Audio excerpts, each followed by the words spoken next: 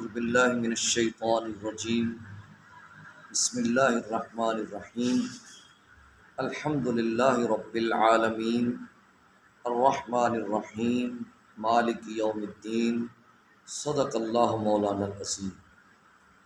حضرات ذی وقار، اللہ کے فضل حضور علیہ الصلوۃ والسلام کی نظر رحمت سے ایک بار آج پھر درس نور قرآن شریف میں ہم حاضر ہیں۔ سورہ فاتحہ شریف کا آغاز الحمد سے ہوتا ہے۔ حمد کا معنی ہوتا ہے کسی کی اچھی، کسی کی خوبی، کسی کے کمال کی تعریف کرنا، صفت کرنا۔ اگر وہ برے الفاظ میں کی جائے تو وہ حمد نہیں ہوتی بلکہ وہ مذمت ہوتی ہے، اور اچھے الفاظ میں تعریف کرنا حمد کہلاتا ہے۔ جن علماء نے الحمد کا جو الف لام ہے استغراقی کہا ہے، ان کے نزدیک اس کا معنی یہ ہے کہ اس کائنات عالم میں جتنی رعنائیاں ہیں، جتنے کمالات ہیں، جتنی خوبصورتیاں ہیں، ساری کی ساری کی تعریف حقیقتاً اللہ کی تعریف ہے۔ گویا کسی کی بنائی ہوئی چیز کی تعریف کرنا یہ بھی حقیقتاً اللہ کی تعریف ہے۔ اس کی وجہ یہ ہے کہ جس کاریگر نے یا جس سائنسدان نے یہ چیز بنائی ہے، اس کو فکر، اس کو عقل بھی اللہ نے عطا کی ہے، تو گویا وہ تعریف اللہ ہی کی ہوگی۔ جس طرح ایک مکان تعمیر ہوتا ہے، اس کی خوبصورتی کو دیکھ کے اس کی تعریف کی جاتی ہے، وہ مکان کی تعریف تو نہیں ہے، اصل میں وہ بنانے والے کاریگر کی تعریف ہے۔ اور کاریگر کو ہنر کس نے عطا کیا؟ وہ اللہ نے عطا کیا۔ تو گویا اس معنی میں بھی لیا جائے تو جو مکان کی خوبصورتی کی تعریف ہو رہی ہے، اس کی بناوٹ کی تعریف ہو رہی ہے، وہ اصل میں اللہ ہی کی تعریف ہو رہی ہے۔ اس سورہ پاک کا ہم سے آغاز کیوں ہوتا ہے؟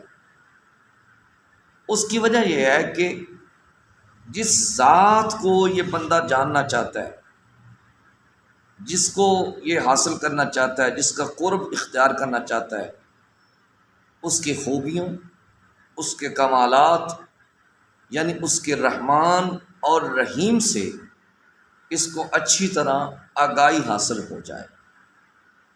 اب حمد کی 3 قسمیں ہیں۔ نمبر 1 قولی، نمبر 2 فعلی، نمبر 3 حمد قلبی یا حلولی۔ حمد قولی کیا ہے؟ کہ زبان سے بندہ اللہ کی تعریف کرے، تسبیح و تحلیل کرنا، قرآن پاک کی تلاوت کرنا، سبحان اللہ کہنا، الحمدللہ کہنا، دیگر جتنے بھی معاملات آپ لے لیں، جو ہم تعریف اللہ رب العزت کی زبان سے کریں گے اس کو حمد قولی کہا جائے گا۔ حمد فعلی کیا ہے؟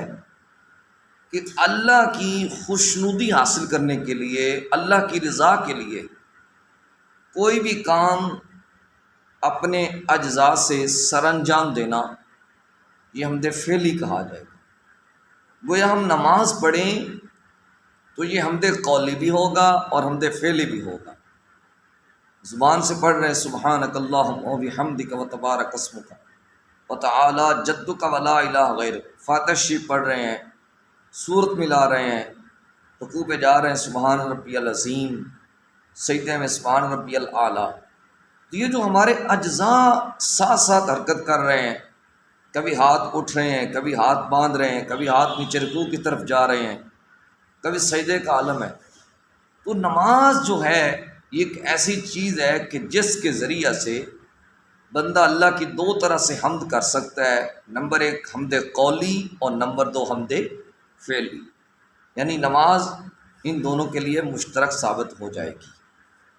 حمد حلولی یا قلبی یعنی دل سے یا روح سے اللہ رب العزت کی تعریف کرنا، اور اس میں ہی جو لوگ بتوں کی پرستش کرتے ہیں ان کے آگے جھکتے ہیں، تو اگر ان کی سمجھ میں یہ چیز آ جائے کہ یہ جو بت ہیں ان کو کس نے بنایا، چاند کو کس نے بنایا، تاروں کو کس نے بنایا، سورج کو کس نے بنایا، آسمان کو کس نے بنایا، زمین کو کس نے بنایا، جنت کو کس نے بنایا، ان بتوں کو کس نے بنایا، خوبصورتی کس نے دی، تو دراصل یہ ساری کی ساری جتنی کائنات میں چیزیں ہیں یہ اللہ کی ملکیت میں ہیں۔